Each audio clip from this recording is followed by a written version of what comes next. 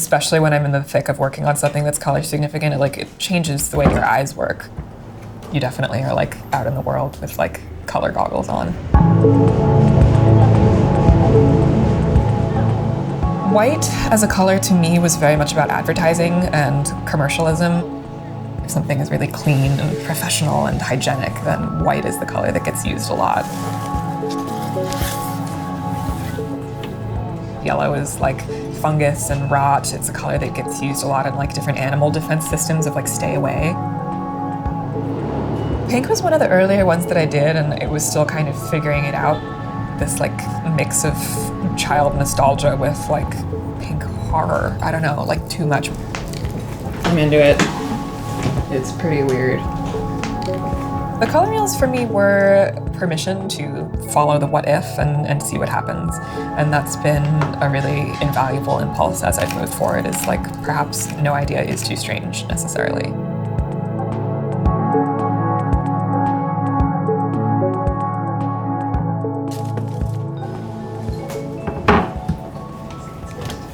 Today we are making white iPhone sushi, which gets served on these very convincing fake iPhones.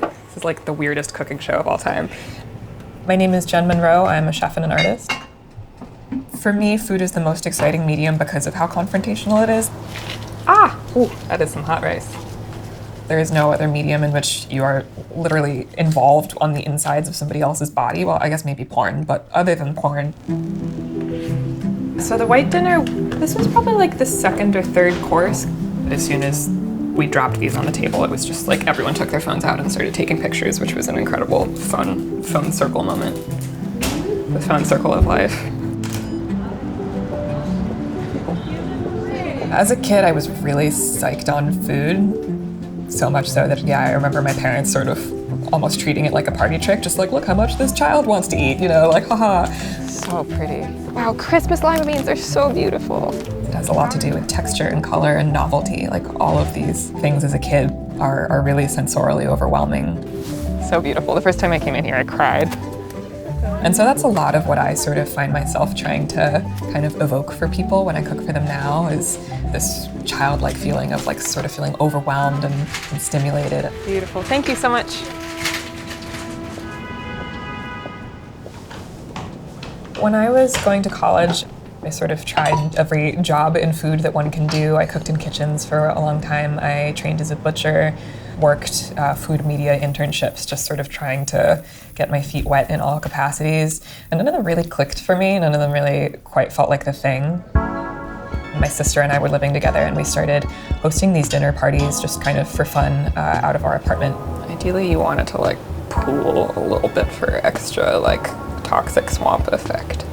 They were monochromatic dinner parties. They were inspired by a book in which the main character hosts a funeral banquet of all black food for his lost libido. Whoa, all black food, that sounded really strange and compelling to me. And then from there it turned into well, what other colors could you do?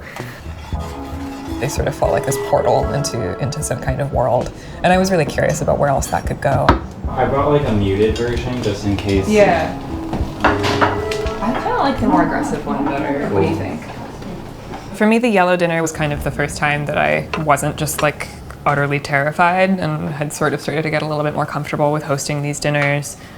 It was the first time where I could see the vision come to life, and it was, oh, there is definitely something here. Sorry, I'm just noticing there's some plate smears and that's bothering me.